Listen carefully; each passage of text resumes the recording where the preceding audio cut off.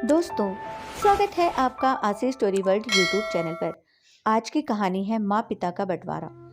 जैसे ही घड़ी में रात के 12 बजे कि तुरंत ही अजय ने माँ को उनकी छड़ी पकड़ा दी और उधर विजय ने पिता को। माँ और पिताजी को भी पता था कि 16वां दिन लगने वाला है, इसलिए वह पहले से ही तैयार बैठे थे। कहीं देर हो गई तो दोनों बहुओं में लड़ाई शुरू हो जाएगी। माँ ने चौखट लांगा तो उधर पिताजी छड़ी लिए घर में प्रवेश के लिए खड़े थे। माँ पिताजी को और पिताजी माँ को आंसू भरी निगाहों से निहार रहे थे। पूरे 15 दिन बाद वह दोनों एक दूसरे को देख रहे थे। थोड़ी बातें कर ले, नहीं तो 15 दिन का इंतजार करना पड़ेगा। ना जाने कितनी ही बातें आंखों ही आंखों में हो गई थी। उजाला भरी रात थी, मानो आज चांद ने भी उन दोनों को एक दूसरे को जी भरकर देखने के लिए अपनी आंखें खोल दी हों। पर चांद भी इंसान की बेरहमी के आगे लाचार था। पिताजी, जल्दी से अंदर आ जाओ, बिस्तर लगा है। उधर विजय भी माँ का हाथ पकड़कर अंदर खींच ले गया। सो जाओ, बिस्तर पर पिताजी का है। विजय ने कहा, बेटा थोड़ा पानी पिला दो। माँ ने कहा, अच्छा, अजय की पत्नी ने पानी नहीं पिलाया? हाँ, पिलाती भी क्यों, उन्हें तो पता था माँ को अभी भेज देंगे विजय के यहाँ, फिर उसकी जिम्मेदारी हो जाएगी। पर हम भी पानी नहीं देंगे।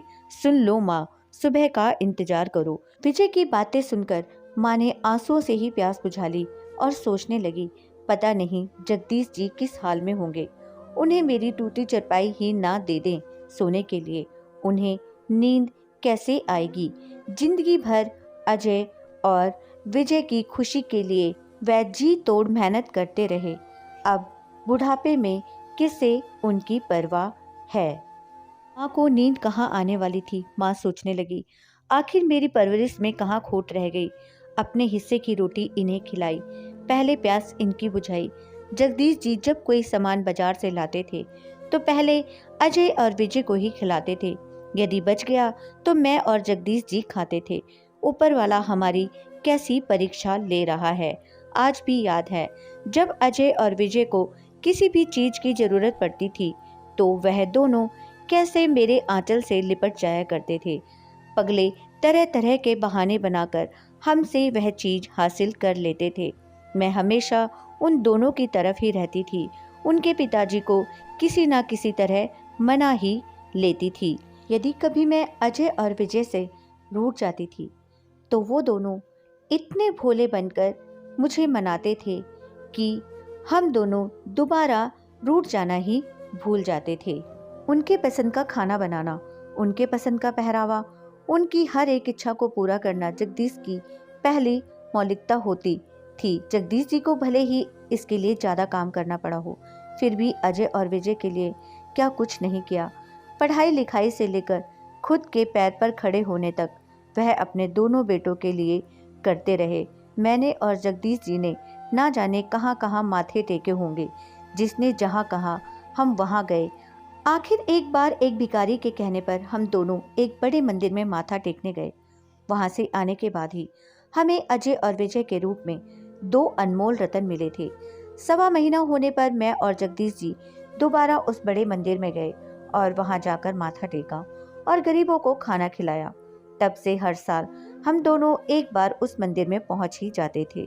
अजय और विजय भी हम दोनों से बहुत प्यार करते थे। कभी कभी वह खुद ही खाना बनाकर हमें खिलाते थे। मेरे और जगदीश जी के रोजाना शाम को पैर दबाना उनका नियम था। पूरी कॉलोनी में अजय और विजय की बड़ी तारीफ होती थी। स्कूल में हमेशा वह दोनों टॉप पर ही रहते थे।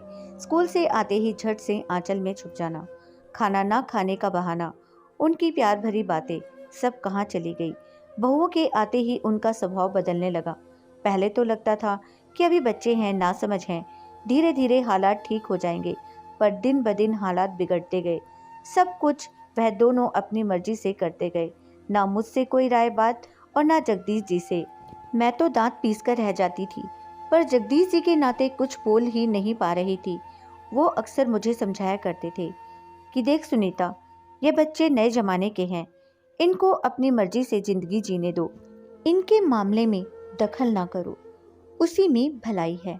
नहीं तो यह कब क्या जवाब दे दें, कुछ गारंटी नहीं। अब हम बूढ़े हो गए हैं, यह समझ लो।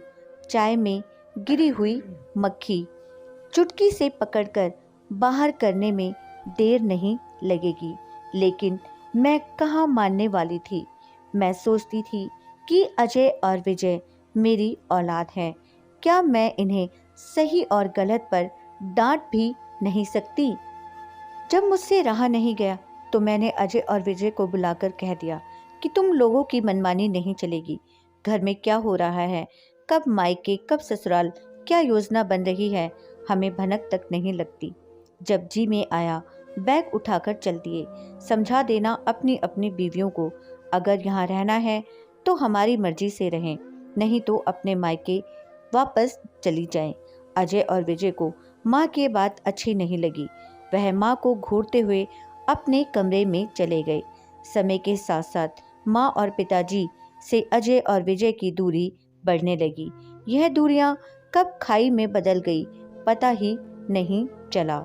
अब तो आए दिन दोनों अपने माता पिता से झगड़ते तो उनके माँ और पिताजी अपना मकान किसी दूसरे के नाम लिखने की बात करते, परंतु किसी के माता पिता ऐसा नहीं करते। पुत्र भले ही कुपुत्र हो जाए, किंतु माता कभी कुमाता नहीं होती, ना ही पिता कुपित होता है। धीरे धीरे अजय और विजय में भी झगड़े झंझट होने लगे और दोनों में बंटवारा हो गया।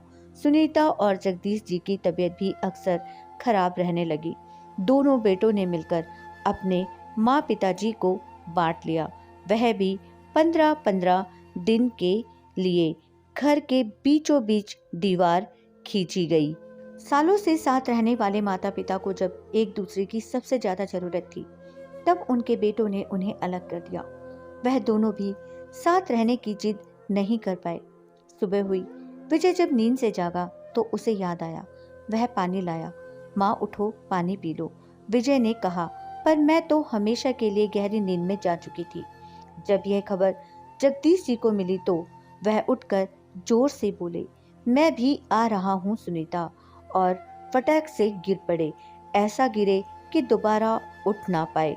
शायद ऊपर वाले ने दोनों को हमेशा के लिए अपने पास बुला लिया था, साथ साथ रहने के लिए। दोस्तों, यह थी हमारी आज की कहानी। उम्मीद करती हूँ आपको पसंद आई होगी।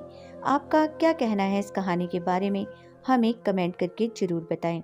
वीडियो को लाइक करके चैनल को सब्सक्राइब करना मत भूलिएगा प्लीज़। मेरा चैनल नया है, मुझे सपोर्ट कीजिए। आपका कीमती समय देने के लिए दिल से शुक्रिया।